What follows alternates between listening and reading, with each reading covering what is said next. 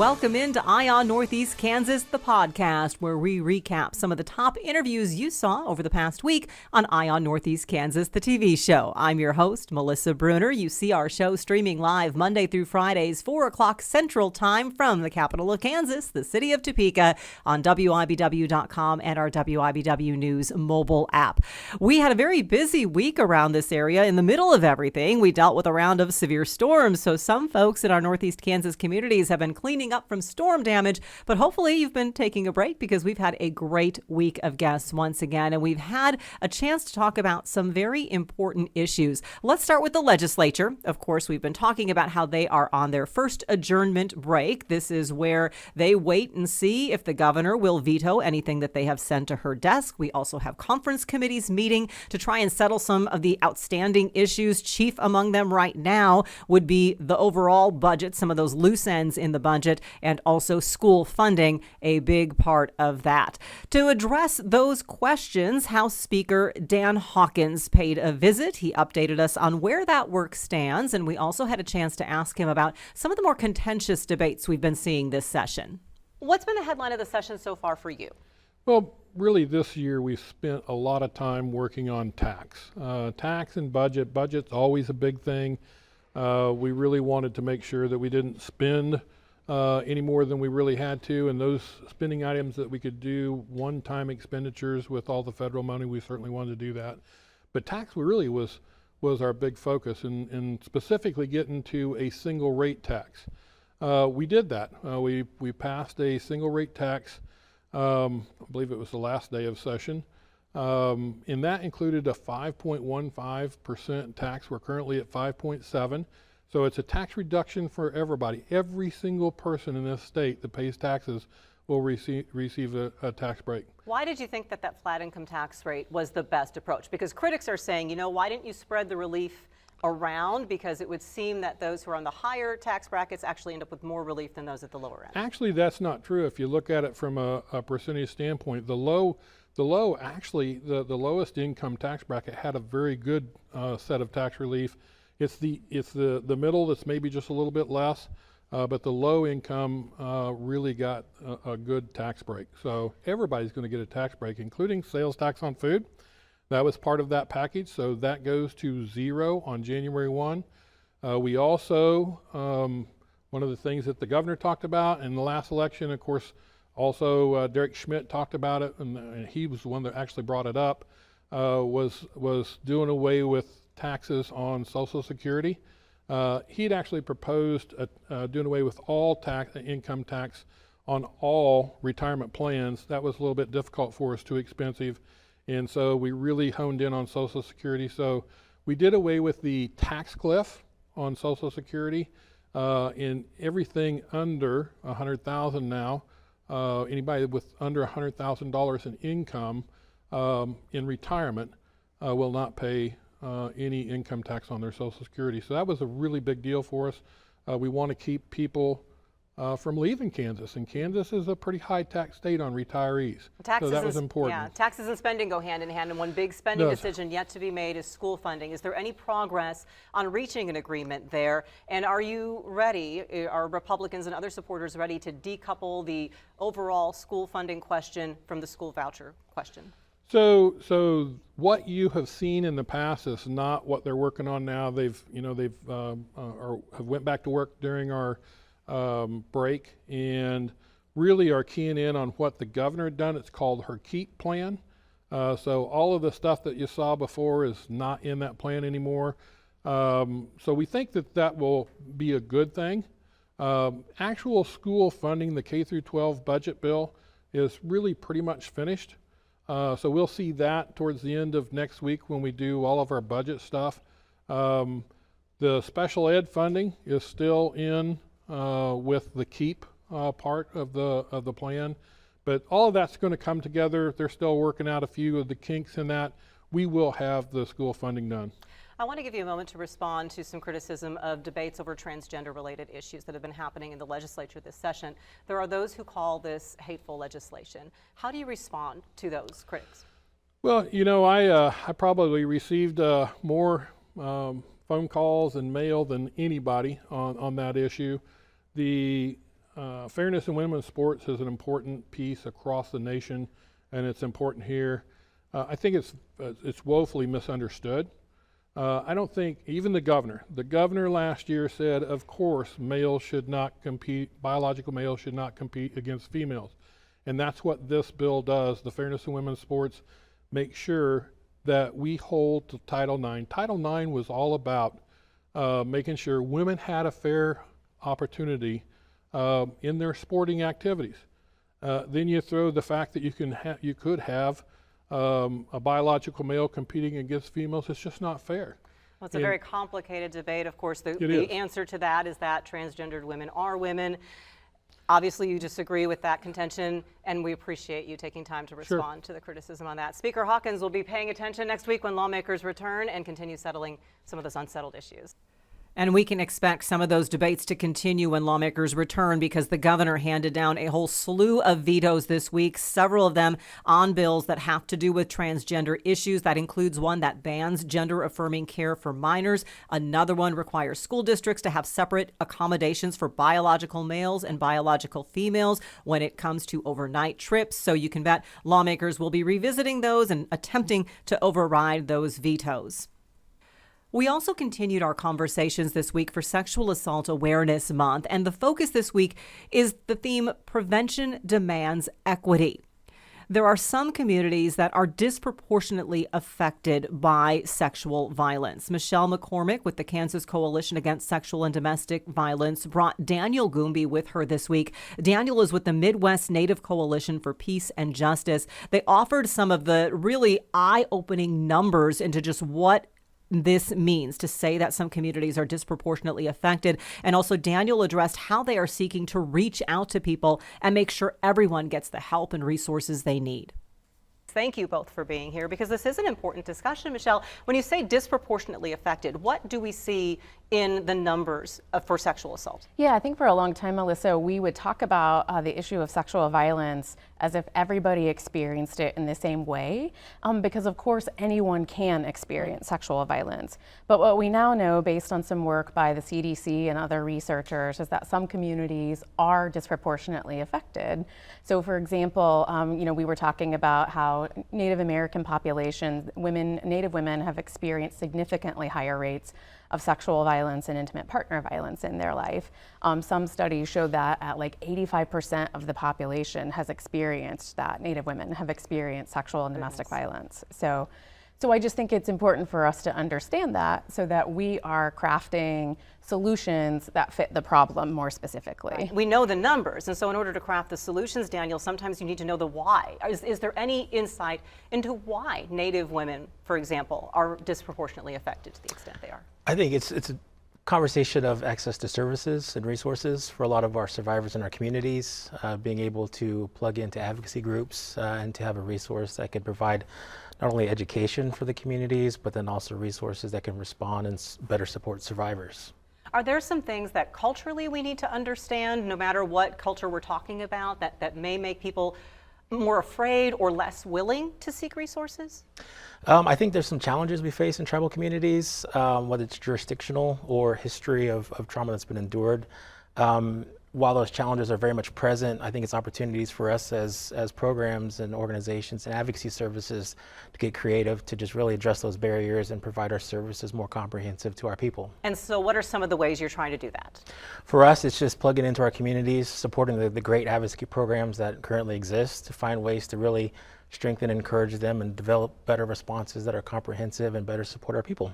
I suppose that in some ways, too, we need to all be sensitive to what different communities may be experiencing, the way they operate. Like you said, there are different jurisdictions that perhaps some people don't understand in no matter what the neighborhood, the community is. How do we make sure that we're not overstepping our bounds and being sensitive to what various needs are? Yeah, absolutely. I think about it as, how do I be a good ally to a community that maybe I'm not a part of, right? And part of that for me is to make sure that I'm connecting with folks from that community, trying to better understand their specific circumstances, and then have to hear them out and say, what are the solutions that would work for your community, and then trust their wisdom in that, and then support their efforts. Well, let's face it, nobody likes someone just kind of barreling in and saying, this is the way it's going to be done, right, Daniel? So how have you tried to build those bridges as well? I think for us, it's becoming better relatives. The impact has touched many of our families across, whether it's Native or non-Native, when it comes to addressing sexual assault. And for us, it's being able to really plug into the communities, develop those relationships, and really just invest that time and energy and resources to better serve our communities.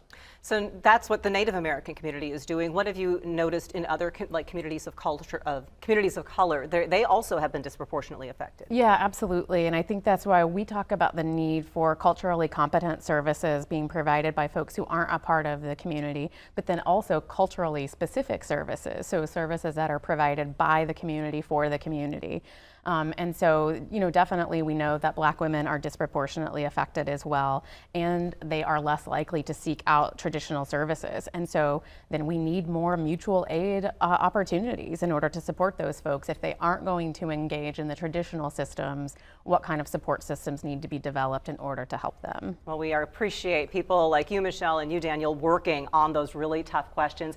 And please be aware of the resources that are out there. There is a 24/7 Kansas Crisis Hotline, 1-888-END-ABUSE. If you or someone you love needs assistance, that is a number to keep in mind. If you want to learn about some more resources that are out there, the Kansas Coalition Against Sexual and Domestic Violence has those for you, kcsdv.org. And if you'd like to reach out to Daniel and his group, the Midwest Native Coalition for Justice and Peace, they have a phone number, 785-362-2255. I will put all of that on WIBW.com and my Facebook page as well. Big thanks to Michelle and Daniel for shedding some light on that really important facet of the sexual and domestic violence issue. April, by the way, also is Child Abuse Awareness Month, and there's a great partnership going on this month between the Envista Credit Union and also Kansas Children's Service League that aims to really boost KCSL's efforts when it comes to preventing abuse and protecting families. Erika McNeill with Envista joined Jeremy Kindy with KCSL to tell us a little bit about what they're doing. And Jeremy, starting with you though, Child Abuse Prevention Month, obviously it's key work for KCSL. What is your organization all about? What services do you have? So we are the Prevent Child Abuse America chapter here in the state of Kansas. And so this month's kind of a big deal for us for Child Abuse Prevention Month. And really the goal for our organization is to work with families. We're trying to prevent families from losing their children. And so we want those kids staying with their biological families. And so we work with home-based work with those families to make sure that those kids are getting the resources, the families are getting the resources they need, and those kids grow up being ready for school. And so we want them to be ready for school as they get into that kindergarten age and ready to go as they move forward. And certainly that's not to say that if a child is in a dangerous or bad situation that you keep them in that situation. No, you certainly not. are not going to keep a child in a dangerous situation, but what are you finding sometimes with parents that's needed to simply prevent things from escalating to a dangerous situation? I would say the biggest thing we find is that some of these parents don't have the skills or the resources they need to parent their children. They maybe came up in a home situation as kids themselves and don't have the skills and they're not ready to raise children. And so we walk alongside them with case managers who help them to provide the resources and the skills and education they need to be better parents so that they can help their kids. And obviously keeping those kids together with their parents makes for a happy family. And that's what we're really trying to accomplish with all of the work that we do. How do people access your services? So we receive referrals both from pediatricians, from expectant mothers, also from school systems, some from DCF and various other organizations. And the biggest place we get them from are from families that have already received our services. So they actually are referring their friends to come receive some of those services so that they can too raise their children in a happy, loving family. Being able to provide these resources, though, it does take resources always that you does. need It yourself, always takes and money. that is where Envista is coming in this month. Erika, what is the partnership you have going with KCSL? Yes, so the Kansas Children's Service League, there are April Envista Cares Challenge organization. So what better month to support than and all that the hard work that they do than jump on the bandwagon and raise awareness about everything their organization provides. And so with it's dollar for dollar, every donation counts, and Envista will match up to $2,500. And besides just the hardcore cash, what else do you offer KCSL during this month? So we offer a media package for them valued at $10,000. So we work on our social media pages. We reach out to all of our members across Kansas, and billboards are included, and we just provide everything for them to help raise awareness. How much is that piece of value to people, the extra promotion and awareness that you can give to an organization? Oh goodness, it seems to be huge. A lot of nonprofits don't have the funding for extra marketing items, and so that's where we step in to help.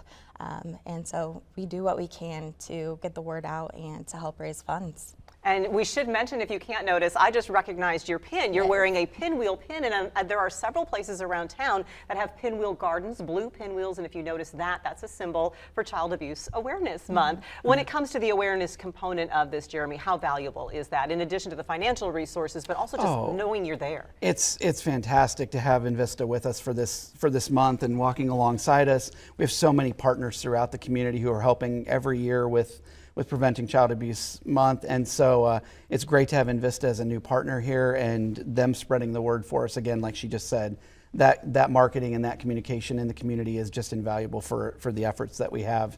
And it's about awareness as well as money, and so we want to make sure that we're helping families here in this community. On the money side, we always like to make sure that Envista is announcing that they are giving the maximum match. Always. So if people want to make a donation so that Envista has to double the dollars, where can they go to support you? So they can go to our website, so to kcsl.org, to our Donate Now button, and everything that goes through our website there will be matched by Envista.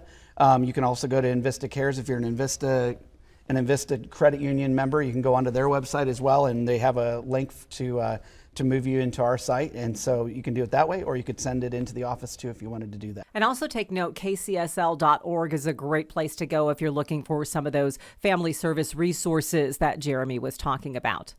So those work zones, those orange cones you see, they can be frustrating if you're a driver, but it also can be a downright frightening spot for those people who work, the men and women who work at those construction sites. This is Work Zone Safety Awareness Week, so the Kansas Department of Transportation wants you to give them a break. Dave Studebaker, who is the Topeka maintenance supervisor for KDOT, visited the red couch in his orange vest to make us all a little more aware.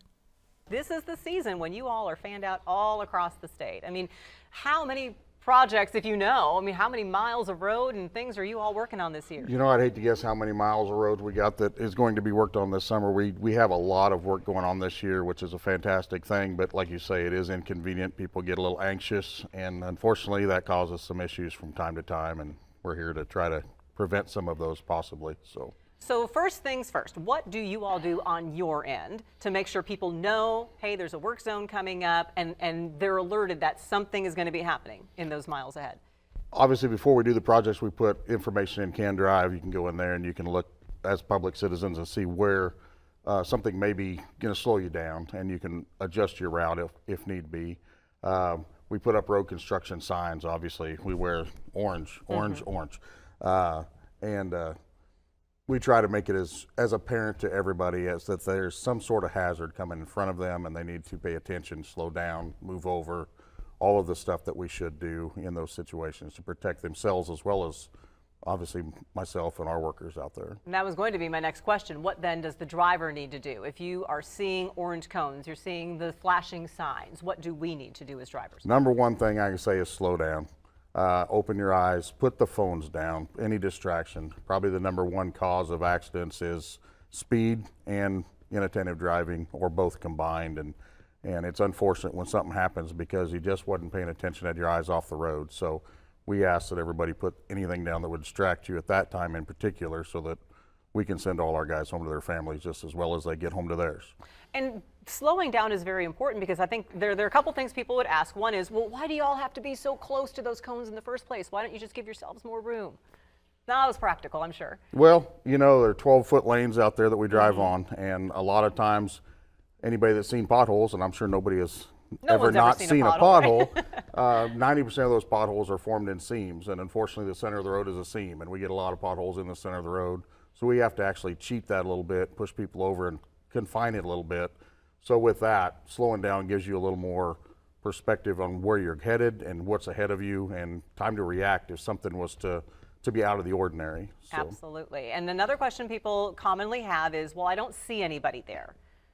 I don't see anybody working, so do I still really need to slow down? Do I still really need to obey the reduced speed limit signs? What's the clue? Just because you don't see somebody doesn't mean there's not somebody out there or there's not a hazard. A lot of times when you're doing pavement work, you may open up a hole that might be close to those cones. If you don't heed those cones, you're going to do some damage to your car at best if you don't stay clear of that. So just because there's nobody physically working doesn't mean there's not a hazard.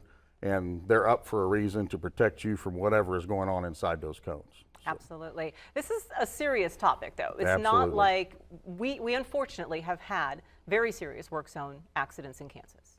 We have. I think I remember last year there was 341 accidents in work zones in the state of Kansas, and 14 deaths, I believe, which is just 14 unnecessary deaths and families affected by probably human error, and you know, it can be avoided. And honestly, just slowing down, paying attention. We get anxious, we get upset, and sometimes people don't think clearly, but you know, we need to be level-headed and get through the work zone. Then you can carry on with normal driving at that point. Well, this is the week that we're working to raise awareness, so Correct. we will see a lot of orange this week. I think specifically Wednesday, KDOT wants people to take pictures in orange. Yep, and Wednesday's show Go their support. Orange Day. If you want to put on orange and take pictures, walk around in orange so everybody can see orange again. Wintertime, we don't see a lot of that out there, and it's going to be, it's like spring flowers on the highway coming up here. You're going to see a lot of orange cones. 'Tis the season. We're trying to get as much work as we've done to make the roads better throughout the construction season, and right now is when it's going to ramp up the hardest. So That's right. going to see a lot of it. Well, if you want to get rid of the potholes and all the other bumps along the way, then this is the trade-off. You Right. need to slow down and give you all room to work and get those Correct. projects done. Thank you very much, Dave, for sharing very important reminders and timely. Thank as you for well. having us. And thank you for all you do and all your staff does. Remember to give him a break, folks. We want to make sure that Dave and all of his colleagues get home safely every night.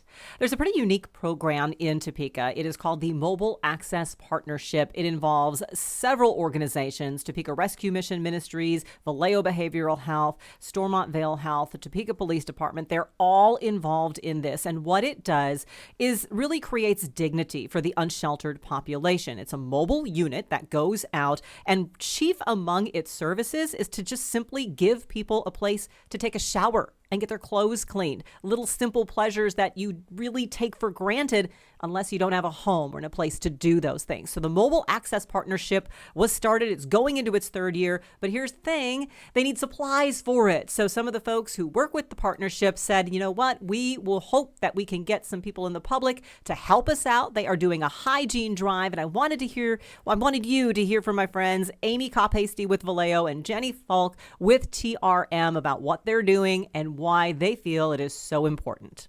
Well, Melissa, thank you for having us on such short notice. We really appreciate this. This community hygiene drive was really an impromptu kind of thing. I got a call from Jenny like the last week of March, wasn't it? Probably, yeah. And she said, Amy, do you have any supplies? Do you have anything left? And I said, no, don't you? And she said, no. And supplies No. would be for the Mobile Access Right. Partnership facility van. For those who aren't familiar, Jenny, what is the Mobile Access Partnership? It is a collaborative partnership between Vallejo, TRM, Topeka Rescue Mission, Stormont Vale, Topeka Police Department, and Shawnee County Health Department. And we go to different locations throughout the city providing showers, clothing, hygiene, food to our community members experiencing homelessness. And so, of course, supplies are needed for if you take a shower. Water's nice, but it's nice to have something to wash yourself with when you're in the shower. So what is it that you are wanting the community to help you out and get, Amy? Okay, well, we're really needing travel size or hotel sized items. So shampoo, body wash, deodorant, shave gel, things of anything else, things of those natures. Deodorant is helpful. So we've kind of had to really focus on those things that are absolutely necessary for taking a shower, and had to whittle it down to purchasing shampoo and soap the Topeka Rescue Mission has, because our quantities are just so low that we just haven't had them.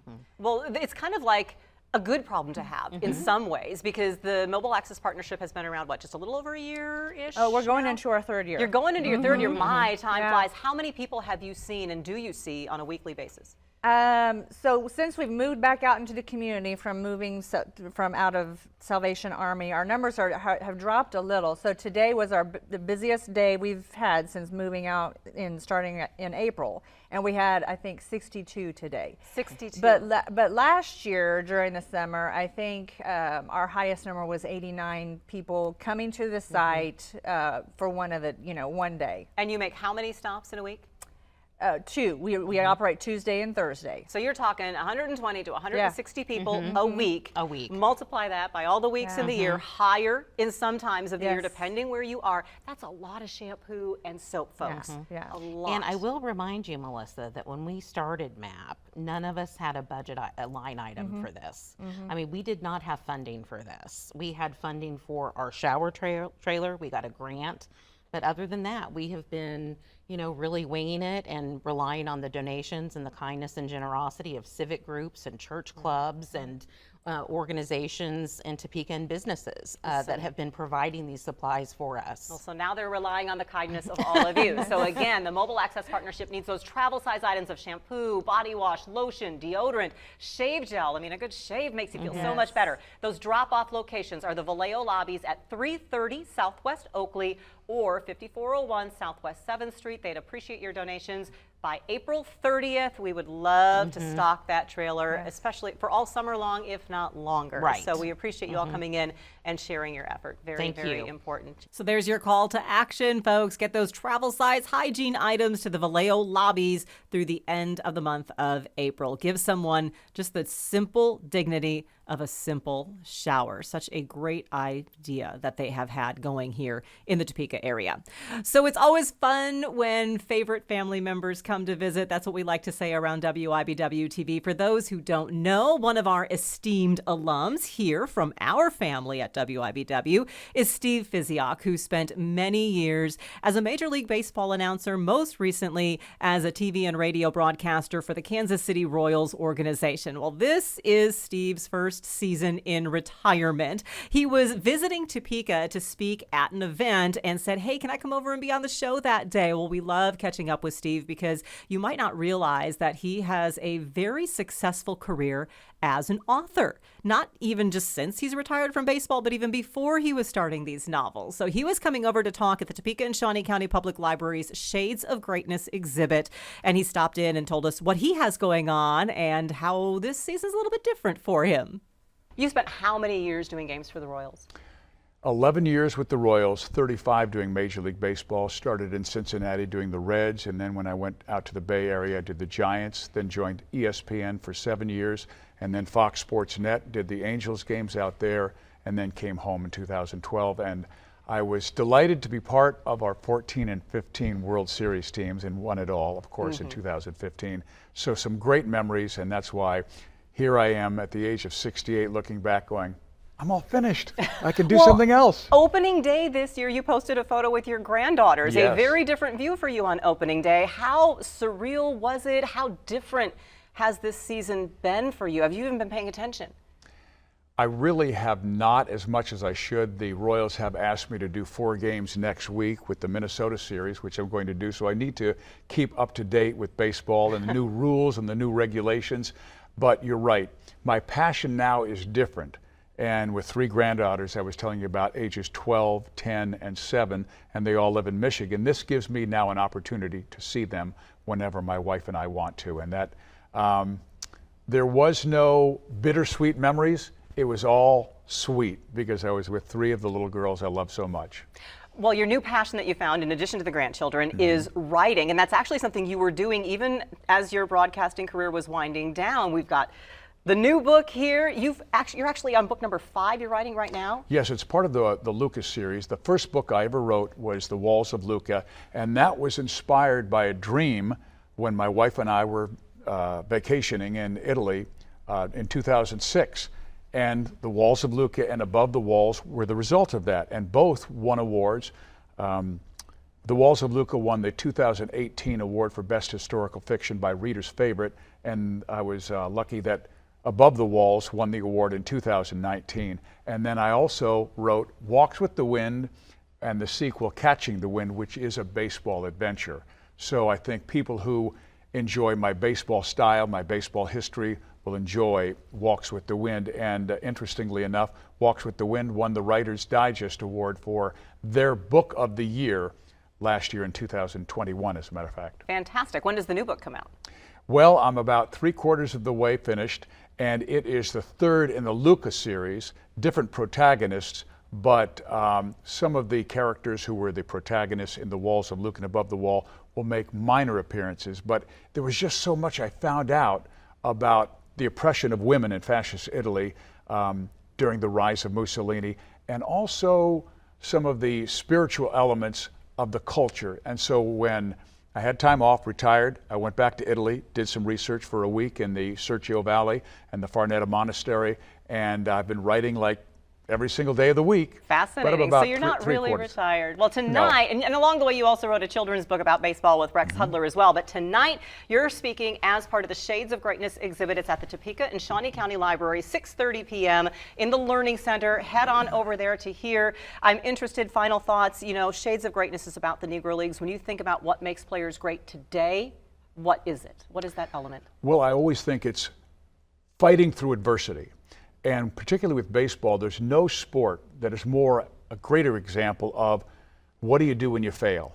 How do you continue to have success? The Royals have started terribly this year, 4-15, and they have to find the resolve within themselves to grow, to evolve, to get better. And I saw that in 2014, where the elements of 2012-13 led to 14 and 15, but it was a lot about learning how to fail.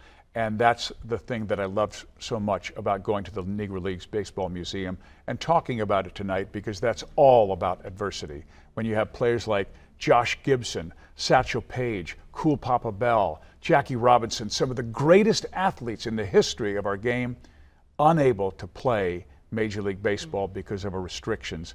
And finally, Jackie broke the color barrier in 1947. And all of those guys, you know, I wish I could have seen them play. Well, it's obvious Steve certainly has passion for that topic. His talk that he mentioned obviously is over. However, the Shades of Greatness exhibit is not. It is on display through May 7th at the Sabatini Gallery inside the Topeka and Shawnee County Public Library. Go check it out if you have a chance. It's a unique way to tell this story. Then, of course, follow it up with a day trip over to Kansas City for the Negro Leagues Museum. We also, I should mention, had so many great guests on this week talking about community events. That's part of the beauty of this show. So make sure that if you get a chance and want to see the videos from these segments and from all of those segments as well, head to WIBW.com. Also, my Facebook page, WIBW Melissa Bruner. We post the videos for all of the segments every day from Ion Northeast Kansas. Thanks so much for being with us for the podcast. Remember, you can watch the show stream live Monday through Friday, 4 o'clock Central Time from our WIBW TV studios. We'll see you on the Red Couch.